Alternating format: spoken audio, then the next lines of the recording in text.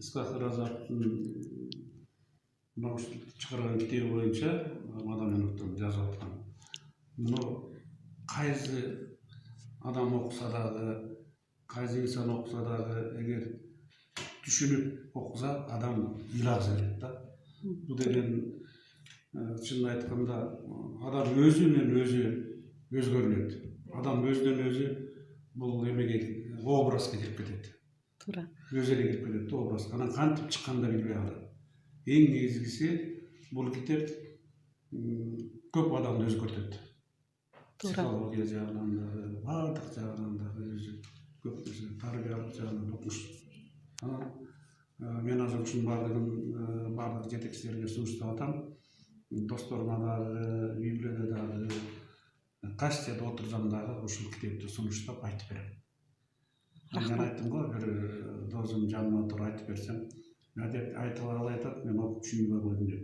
Мен айтып бергенден кийин ал кайра 3 жол окуду. 3 жол окуганда мага келип айтып атат. Мына эми мен түшүндүм деп. А көрсө ар бир бири сөзү, кыймылы, жүргөн жүрүшү, иштеген иши бүт жерде адамга камтылган да, адамдын өзүнүн түзүлүшүнө камтылган. Жетекчилик сапаттар. Жетекчилик сапаты. Одан жетекчилик сапаты жерде ар бир жетекчи керек. Эгер кайсы бир жетекчи ушуну окуса, ал жетекчи ушунчалык өзүнөн өзү өзгөрүлөт. Сапаты да бийик болот. Адамгерчилиги дагы бардык жагынан ушул керектүү китеп. Рахмат агай.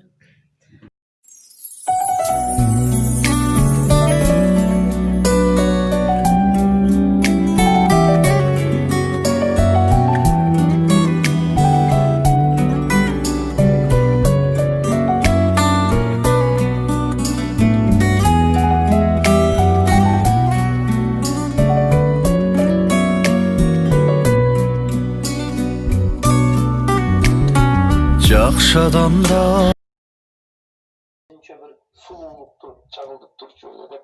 Mına özü dağın bir jakşı. Anam, hurmatlılar, mına uşul insanlık sapatını jıyıntıktap atıp men bir maselege köýüňizlerdi burmakçymyn. Mına kedemday söz bulup kalam. Bu sayasat tatağı nerse, sayasat ıtlas nerse degen. Oşoga men mına o jerde Ысқақ Разаковты ар тараптуу иликтеп отуруp men bir kortundага keldim.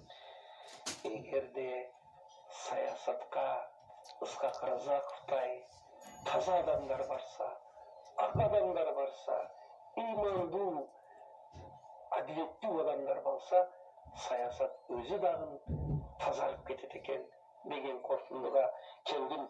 Анын бир далили мындай деген жери бар.